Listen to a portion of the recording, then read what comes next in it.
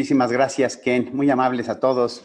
Un gran gusto estar aquí con ustedes hablando de esto. Déjenme compartir mi pantalla para que empecemos. ¿Se ve bien allí? Sí. Bueno, básicamente, primero un agradecimiento a todos ustedes, a Ken, a Gerardo, Susan, de estar aquí. Después les comento unas anécdotas de Susan y yo, muy buenas, en otra ocasión.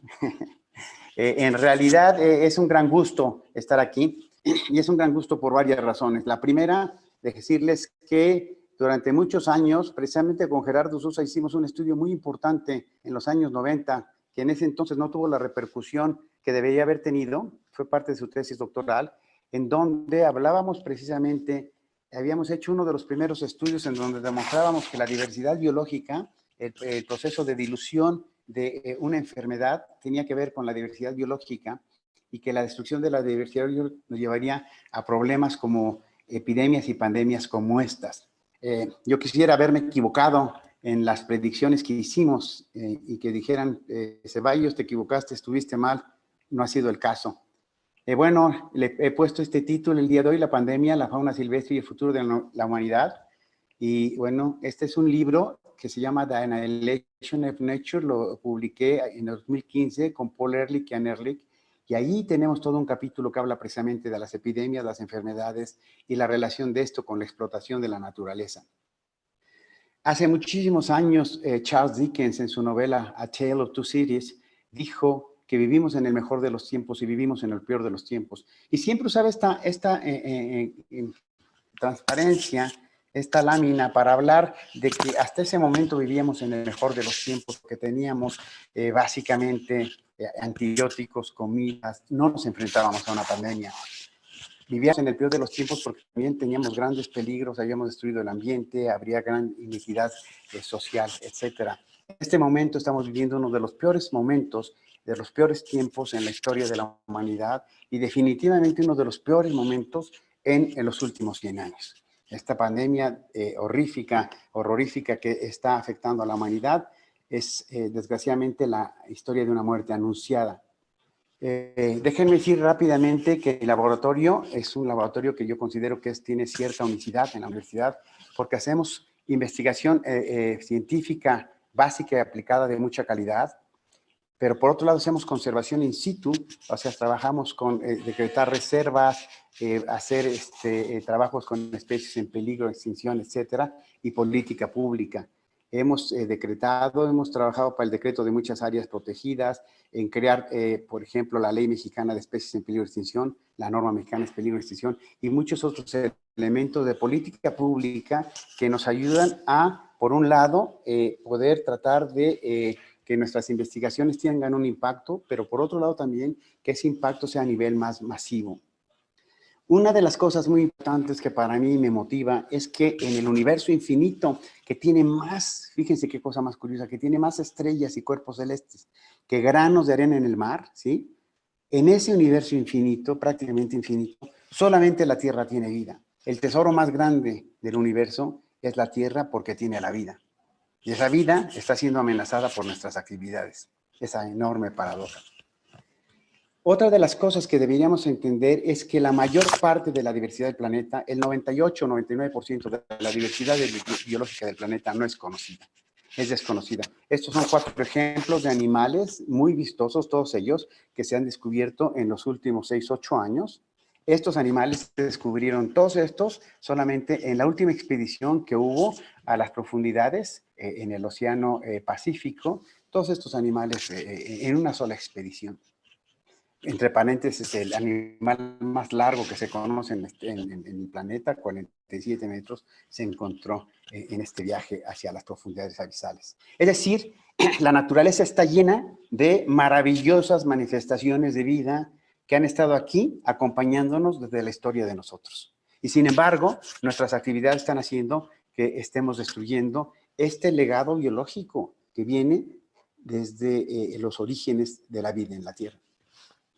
Este gran problema que estamos viviendo, llegamos a situaciones como estas en donde uno de los últimos rinocerontes en África, del norte de África, tiene que ser resguardado por guardias para que no los maten, ¿sí? Ese comercio ilegal que básicamente, paradójicamente, nos está llevando a la extinción de muchísimas especies de plantas y animales silvestres, por un lado, pero por otro lado, es el origen de esta pandemia. Vivimos una gravísima extinción de poblaciones y de especies. Y menciono poblaciones porque habíamos enfatizado mucho especies, pero sin embargo, la pérdida de poblaciones es tan grave en términos ecológicos como la pérdida de especies. Si perdemos los jaguares en México, no importa que haya jaguares en Brasil, que perdió la estructura y función que dan a los ecosistemas, es decir, se pierden los servicios ambientales que nos dan. En los últimos 700 millones de años ha habido 5 extinciones masivas que se caracterizan básicamente por haber sido muy rápidas geológicamente hablando, miles o cientos de miles de años. El segundo, que fueron catastróficas, causadas por una catástrofe natural como un meteorito, el meteorito que se estrelló en México hace 65 años, 65 millones de años, y evaporó a todos los dinosaurios y muchas otras especies. Y la tercera característica es que estas extinciones han acabado con el 70% más de todas las especies en el planeta. Nosotros estamos entrando a la sexta extinción masiva. Hemos perdido en los últimos 5 siglos, los nuevos datos de hace exactamente un mes, son 1000 especies de vertebrados en los últimos 5 siglos. La mayoría en los últimos 100 años, ¿sí? Hemos entrado a la sexta extinción masiva. A diferencia de las anteriores, esta es causada por el ser humano. Esa es la mala noticia. Pero la buena noticia es que si es causada por nosotros, también puede ser resuelta por nosotros. Si conocemos las causas de nuestras actividades que están acabando con las especies, podemos encontrar soluciones. Esta es una gráfica, rápidamente, esta es la acumulación de especies que se debieron haber extinguido en los últimos 100 años, en los últimos 500 años, y la línea punteada sería la extinción de fondo, la extinción normal, la extinción que siempre está ocurriendo. Recordemos que la evolución funciona con la extinción y la generación de nuevas especies. Y lo que vemos aquí es que las tasas de extinción en los últimos 100 años han sido enormemente más grandes que esas. Y lo que vimos en el lado derecho es que la correlación con el crecimiento de la población es básicamente un absurdo porque es prácticamente el 1.99%.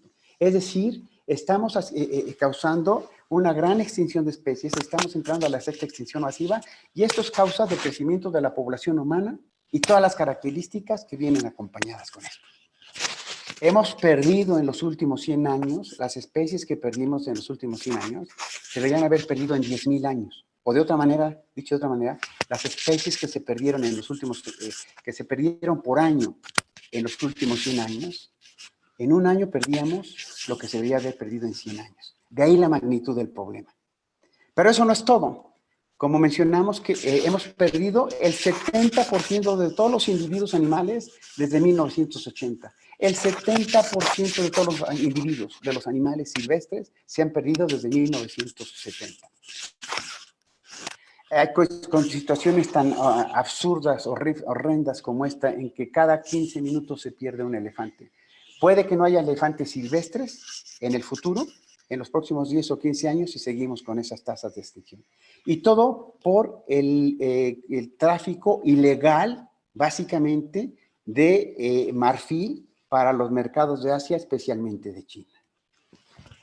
Bueno, la extinción de poblaciones es aún más severa que la extinción de especies y debemos recordar que este es el preludio. Perdemos a las especies y llegamos a perder perdemos a las poblaciones y llegamos a perder a las especies.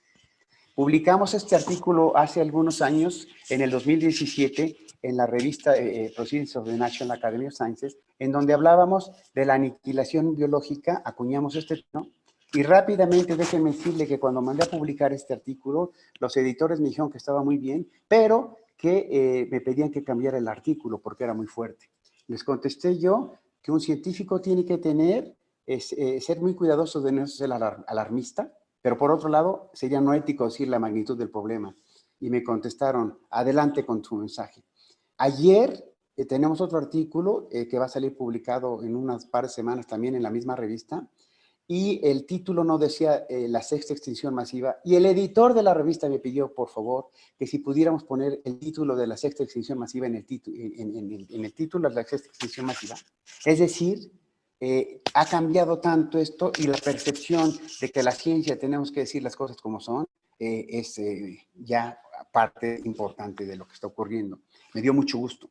Bueno, estas son las cuestiones de cómo hemos perdido la abundancia de las especies, ¿sí? Fíjense las cuestiones como esta, los orangutanes. Perdimos 100,000 orangutanes en 10 años. 100,000 orangutanes en 10 años. Nos quedan 50,000 orangutanes. Es decir, si las tasas siguen igual, podríamos perder a todos los orangutanes del planeta en estos 5 o 6 años que siguen. Cuestiones como estas en donde hemos visto lo que queda de las poblaciones de elefantes, hipopótamos, rinocerontes, animales que juegan un papel sumamente importante en los ecosistemas. Y esto a lo que nos ha llevado ahora es precisamente a la situación de la pandemia COVID-19, que es lo que voy a hablar y enfatizar. Una de las principales cuestiones que hemos visto en las redes sociales es una cantidad de tonterías, de cuestiones que no tienen sentido sobre lo que se llama la conspiración. Hay numerosas teorías que han salido, pseudoteorías, de la creación o manipulación del virus en algún laboratorio de China. ¿Para qué?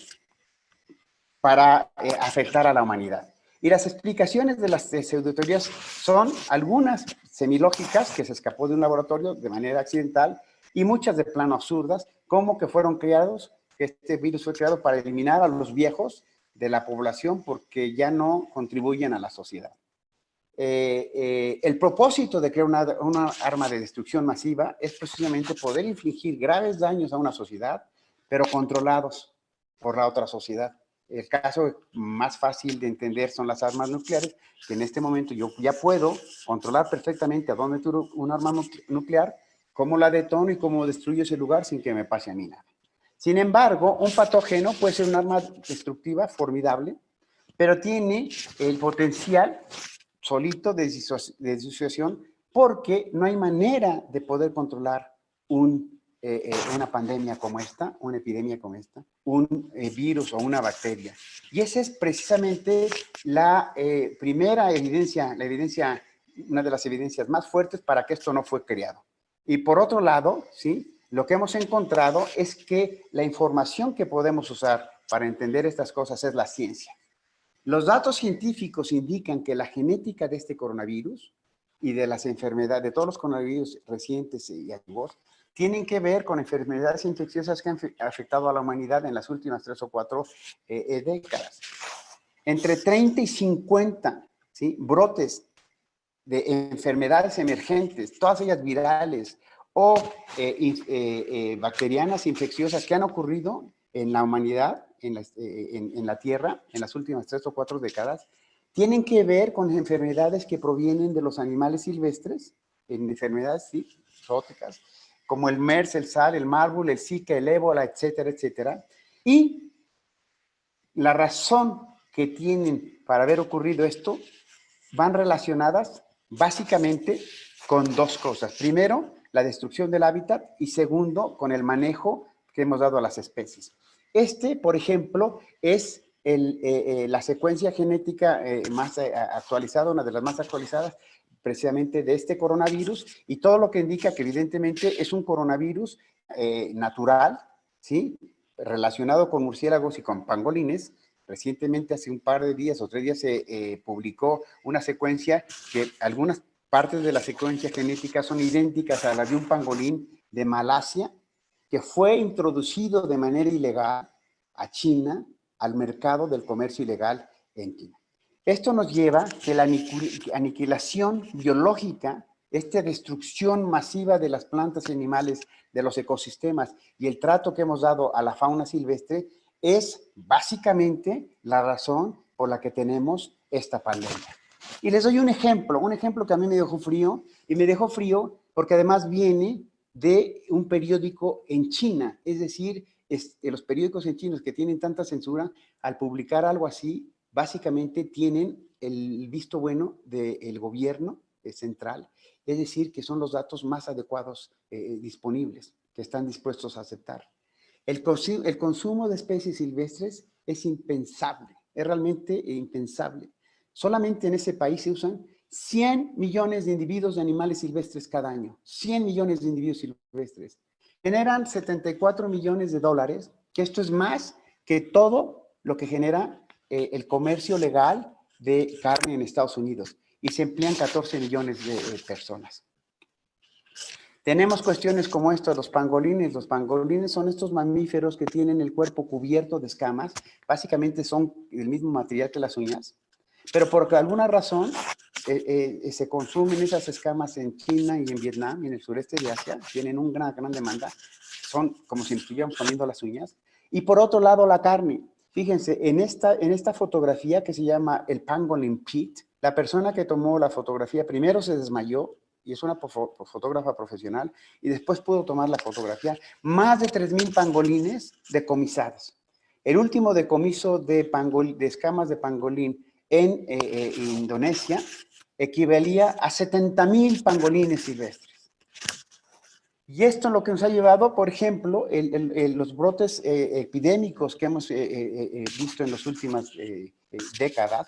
Varios de ellos tienen que ver con el comercio ilegal de las especies, los mercados húmedos, en donde en condiciones de muy poca higiene se tienen animales domésticos y animales silvestres. Fíjense aquí tenemos perros, tenemos gatos, tenemos civetas, todos apiñados, orinando y defecando unos sobre otros, pasándose los virus de unos a otros. Y en este caso pasan de los virus de los humanos a los animales, de animales domésticos a los humanos, de animales domésticos a los animales silvestres, de animales silvestres a los animales domésticos, etc. Es decir, estas son las condiciones perfectas, ¿sí?, para que se produzcan estos brotes epidémicos o pandémicos. La pandemia actual ya había sido de una manera muy claramente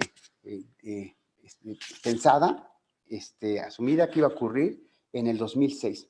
Nosotros desde el 2015 habíamos ya indicado que podía pasar una pandemia y que esta pandemia podía tener repercusiones muy grandes, y las repercusiones muy grandes son que pueden llevar a una situación política, social y económica muy complicada en el planeta. Y por otro lado tenemos la pérdida del hábitat. La pérdida del hábitat, lo que ha hecho estas fotografías en Indonesia, en donde cada vez estamos más cerca de los lugares donde vive la fauna silvestre. Hemos visto en los últimos días que se ha salido en las redes sociales que muchos animales salen a las calles de ciudades donde la gente está ahorita en cuarentenada. Bueno, eso es una buena noticia, pero por otro lado es una mala noticia, porque quiere decir que los animales silvestres y los animales domésticos y los humanos estamos en contacto directo, hemos roto las barreras que nos permitían precisamente no tener estas infecciones. Y eso se trata, no es culpa de los animales silvestres, es culpa básicamente de nuestros patrones de consumo, de nuestros patrones de explotación de la naturaleza. El crecimiento de la población humana, que hemos llegado a ser 8,000 y que es insostenible. ¿Por qué debe importarnos? La gente me pregunta, ¿por qué debe importarnos? No debe importar por muchas razones, éticas, filosóficas, morales, espirituales, religiosas, pónganle las que quieran. La razón más importante tal vez es esta, que los animales y las plantas silvestres nos dan lo que se llaman los servicios ambientales, que son los beneficios del buen funcionamiento de la naturaleza, como la combinación, fíjense, tan importante, de los gases, de la combinación correcta de los gases de la atmósfera para que haya vida en la Tierra, la calidad y la cantidad de agua potable, la polinización y precisamente el estar, nos da la defensa en contra de todas estas enfermedades que existen naturalmente naturalmente en los ecosistemas silvestres, en la fauna silvestre. La vacuna contra el COVID-19 ya la teníamos, y la vacuna era precisamente haber mantenido a las plantas y animales silvestres en su lugar, no haberlos apiñado en condiciones infrahumanas, ¿sí?, por un lado, y por otro lado no haber consumido tantos animales que nos ha llevado a esta situación. Un ejemplo de los servicios ecosistémicos es esto, la polinización tan importante. Finalmente, ¿qué podemos hacer? ¿Qué podemos hacer? Bueno, lo que tenemos que hacer es dejar de ser actores y volvernos espectadores. Dejar de ver cómo hace 4 días hubo un decomiso de 15,000 tortugas vivas en el aeropuerto de la Ciudad de México que iban a ser exportadas para China. Y en el país parece que no pasa nada. Es decir, tenemos que volvernos actores y espectadores, tenemos que entender que somos los voceros de la fauna silvestre, somos los voceros de la fauna y flora silvestre y que por lo tanto tenemos que actuar. Tenemos que ser en esta situación tan complicada, ser muy creativos, ser muy fríos en los análisis de los datos y dejarnos de tonterías y aceptar lo que solamente la información científica nos dice para poder discernir entre tanta noticia falsa lo que es correcto y ser muy adaptables. Lo que está en juego, fíjense, lo digo con toda responsabilidad, lo que está en juego es el futuro de la humanidad y es el futuro de todos los seres vivos.